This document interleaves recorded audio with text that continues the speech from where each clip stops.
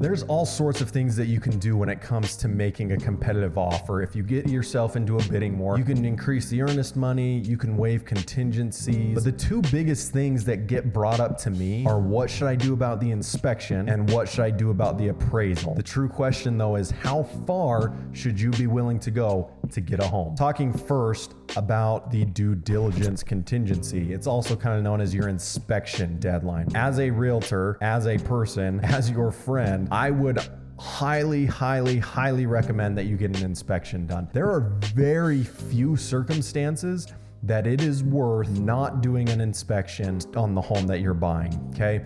So the things that you need to consider. Number one, how bad do you want this specific house? We tell our people, hey, on a scale of 1 to 10, where are you at? 10 is like, if you call me tomorrow and you tell me, hey, sorry, we got beat out by other offers, I'm gonna die, then yeah, you may wanna consider waiving your inspection. If you're like, I'm like a 5, 6, 7, maybe even all the way up to an 8, don't do it. Simple as that. Don't do it.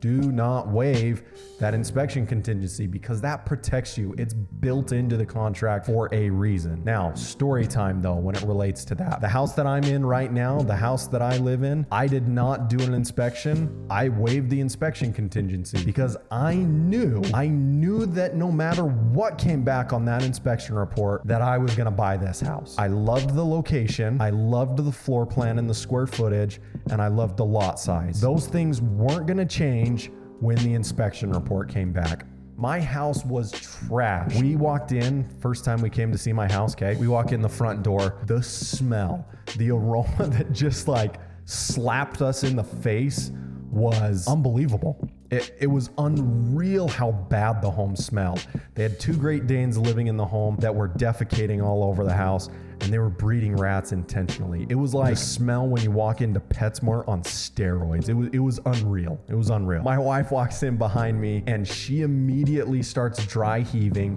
walks back out the front door and looks at me and is like, no way. There is no way we're buying this house. But we ended up buying it, right? I'm a good salesman. But talk the wife into it, we buy it. We love the house now. We love where we're at because again, going back to those things, we knew that we were gonna be good because of the location, the square footage of the home, the floor plan, and the acreage that we were sitting on. So if you know that you're gonna buy the house no matter what that inspection report comes back at, I would say then you might consider waiving that contingency. Then you might consider saving the $300-400 that inspection is gonna cost you and put that towards repairs. That's exactly what I did. But again, you've gotta ask yourself, on that scale of 1 to 10, am I at an 8 or above to be willing to get this house really at whatever cost necessary? Second thing, the appraisal, right? It is such a headache right now. Like appraisals are just insane. They're always on everybody's mind. If you bring up appraisals to any realtor, a lot of them are probably gonna throw up in their mouth a little bit. They're just so unpredictable right now. Waiving the appraisal contingency, the only time that I would advise you do this is if you have a significant down payment to put on the home. And when I say significant, I'm talking at a bare minimum 20%. That you can put 20% down and cover the additional costs that may come with the appraisal. Now, if you're going to waive that appraisal contingency, here's my little tip for you. If you're going to do that, you need to build in a backup clause. A lot of people have heard about it, but this is how I protect my clients when we waive that appraisal contingency. We build in an escalation clause, okay? So we say we will pay X amount of dollars for the home. If somebody beats us, we'll beat them by Y up to Z, okay? That Z number is what you need to be looking at when making an offer and waiving the appraisal. When you do that, have your agent pull comparable sales and make them give you a number that they think the home will appraise for. Because now you know the gap between that appraised value that they think it's going to appraise for and your Z number with that escalation clause. You may end up covering that difference in cash at closing, bringing that to the table. And if you can't do that or you are uncomfortable with that, then you probably don't want that house that bad or you don't have the means to do it.